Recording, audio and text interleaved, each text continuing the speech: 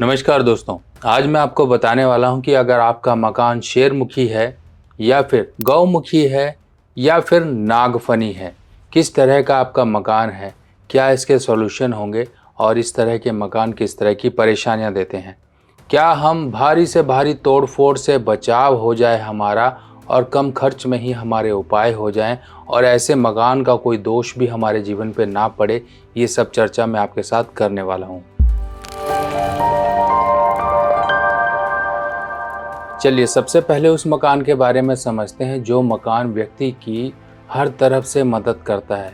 वही एक ऐसा आशीर्वाद होता है मकान के रूप में जो व्यक्ति को आगे बढ़ने में मदद करता है, और वो मकान होता है गौमुखी। अब ये गौमुखी मकान कैसे होते हैं? गौमुखी मकान जो होते हैं वो आगे से संकरे होते हैं। संकरे यानी कि उनकी जो चौड़ाई होती है वो कम होती है और पीछे जाते जाते उनकी चौड़ाई बढ़ जाती है।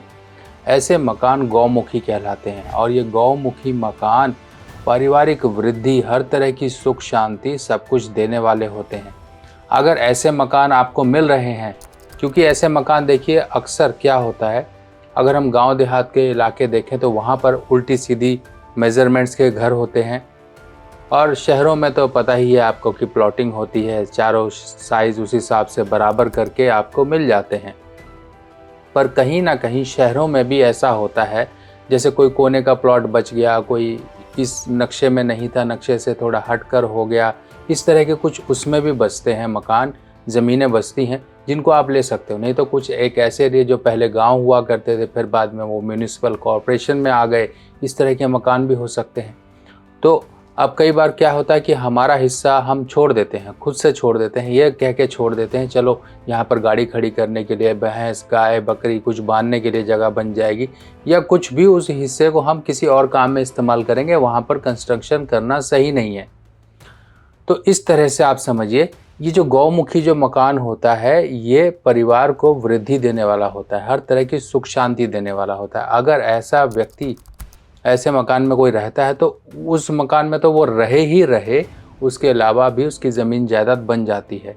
पर थोड़ी सी गलती वो कर बैठता है कि इस मकान को जैसे ही छोड़ा, पहले तो दिन अच्छे थे, फिर बाद में दिन खराब हो जाते हैं, क्योंकि वो जो आशीर्वाद, अब यहाँ पर आशीर्वाद आ जाता है, वो आशीर्वाद जो उसको गौमुखी मकान से मिल रहा था उसी से वो वंचित हो जाता है।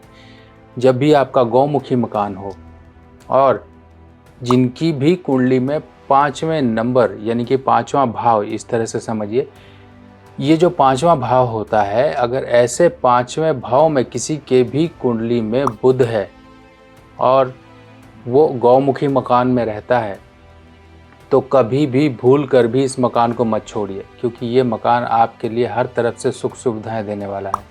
आप यहीं पर कुंडली जमा कर, डेरा जमा कर बैठे रहिए, ये मकान मत छोड़िए। भले आप 10 मकान और ख़रीद लीजिए, पर इस मकान को कभी मत छोड़ना।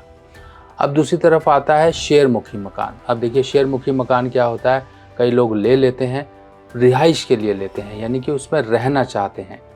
अब रहना चाहते हैं तो देखिए, रहने के लिए ये मकान तो बिल्कुल भी उपयुक्त नहीं होता है। शेरमुखी मकान होता है शेर का मुख। शेर का मुख यानी कि हर चीज़ को ग्रास बना जाना, हर चीज़ को खा जाना। ये आपकी हर चीज़ों को, सुख सुविधाओं को, पारिवारिक वृद्धियों को, इन सबको खा जाता है। अब दूसरी तरफ ये भी होता है, कई लोग शेरमुखी में रहते हैं पर वहाँ पर वो तरक्की करते हैं। वो लोग कौन होते हैं? मान लीजिए आप फर्स्ट फ्लोर पे रहते हो और नीचे वाला फ्लोर हमने खाली रखा है, वहाँ पर हमने दुकान बना दी या रास्ता बना दिया या कुछ भी। अगर वहाँ पर हमने जो हमारा शेरमुखी मकान होता है उसकी बेसमेंट या फिर उसकी फर्स्ट फ्लोर अगर किसी भी तरह से कमर्शियल रूप से इस्तेमाल कर ली, तो वही शेरमुखी अब धन देने वाला बन जाता है। अगर किसी के लिए शेरमुखी दुकानदारी, कोई ऑफिस बिजनेस करने के लिए है, तो शेरमुखी सबसे बढ़िया है। शेरमुखी में आप आंख बंद कर कर अपना काम धंधा शुरू कर सकते हो, कोई दिक्कत नहीं है। अगर मान लीजिए मकान है तो नीचे वाले हिस्से में आप कोई कमर्शियल काम करना शुरू कर दीजिए, वही शेरमुखी मकान के जो आपके दोष हैं वो दूर हो जाएंगे और आप वहाँ पर सुख शांति से रह पाओगे। पर देखिए, इंसान को कई बार तब जाकर ये चीज़ें पता लगती हैं जब बहुत सी घटनाएं जीवन में घट जाती हैं, बहुत से नुकसान हो जाते हैं। उसके बाद फिर चलिए काम करते हैं तो ठीक है। अगर आपके पास अभी से ही ये मौका है कि आप अभी से ये काम कर लो कि आप अपने शेयरमुखी मकान को सही कर लो, तो ये मौका बहुत बढ़िया। अपने दुकान बना लो, ऑफिस बना लो, किसी को किराए पे दे दो दुकान वगैरह, इस तरह से आप देखिए मैनेज करिए, उसको कमर्शियल रूप दीजिए। देखिए यही आपका शेयरमुखी अच्छा हो जाएगा। माँ धनलक्ष्मी पोटली बुक कराने का समय आ गया है, तो जिन लोगों को भी माँ धनलक्ष्मी पोटली बुक करानी है वो समय रहते ही अपना सारा डिटेल्स वगैरह मुझे व्हाट्सएप कर सकते हैं। व्हाट्सएप नंबर आपको स्क्रीन पे फ्लैश किया जा रहा है। और आप लोगों को बता दें, इस माँ धनलक्ष्मी पोटली में कमलगट्टा, इलायची, लौंग और लघु नारियल, इस तरह से कुछ ऐसी सामग्रियां इंक्लूड की गई हैं। चांदी का सिक्का भी इंक्लूड किया गया है जो आपकी सभी धन की समस्याओं को दूर करेगा, और ये सभी सामग्री अभिमंत्रित होकर आपके घर तक पहुंचेगी।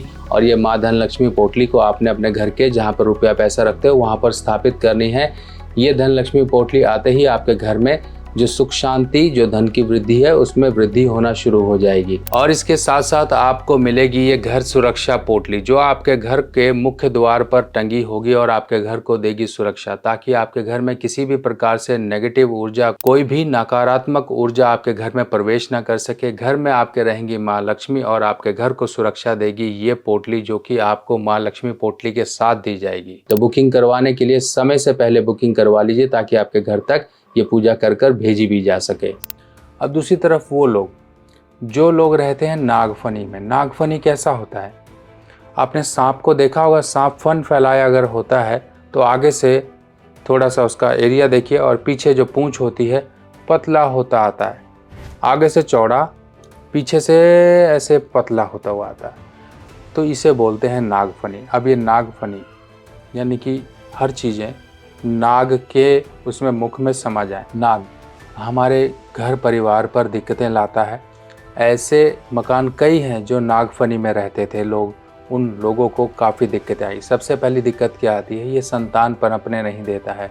संतान कहीं ना कहीं गलत रास्ते पर पड़ जाती है, या फिर पिता पुत्र में बड़े ही भयंकर विरोध रहते हैं। कुछ ऐसी दिक्कतें आती हैं जिनके कारण से घर की जो सुख शांति है वो दिक्कत में रहती है।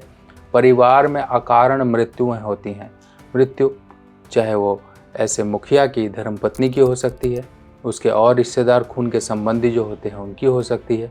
आपस में एक विच्छेद सा रहता है। व्यक्ति अपने आप में खुद से ये महसूस करेगा जिस दिन से उसने नागफनी लिया है, वो नागफनी उसके सभी खुशियों पर नाग की तरह कुंडली जमाए बैठा हुआ है और उसको कभी भी पनपने नहीं दे रहा है। उसकी सब सुख सुविधाओं को कहीं ना कहीं से खराब करता है। व्यक्ति के जीवन का एक अंत मुश्किलों में डाल देता है। संतान गलत रास्ते पे पड़ जाती है, या फिर संतान ही कहीं ना कहीं धन नुकसान करने वाली बन जाती है। अब देखिए, नागफनी का कोई सोल्यूशन नहीं है। नागफनी का यही सोल्यूशन है, जो हिस्सा पूंछ का है उस हिस्से को आप काटिए और इस मकान को किसी तरह से एक हिस्से में करने की कोशिश करिए। आप जितना इसको एक हिस्से में कर लेंगे उतना ही यहाँ पर इसके दोष दूर हो पाएंगे। अब मान लीजिए पीछे का हिस्सा आपने बंद कर दिया या काट दिया, उस हिस्से को आप किसी और तरीके से दूसरा रास्ता देकर या फिर किसी भी तरीके से उसको इस्तेमाल कर लीजिए। आप गौशाला बना सकते हो, किसी को दान दे सकते हो, वहाँ पर आप पूजा पाठ के लिए किसी के धर्म स्थान बना सकते हो, मंदिर बना सकते हो। वो इतने से हिस्से से ही आपके जीवन में जहर घुल रहा है, उस हिस्से को आपको त्यागना होगा।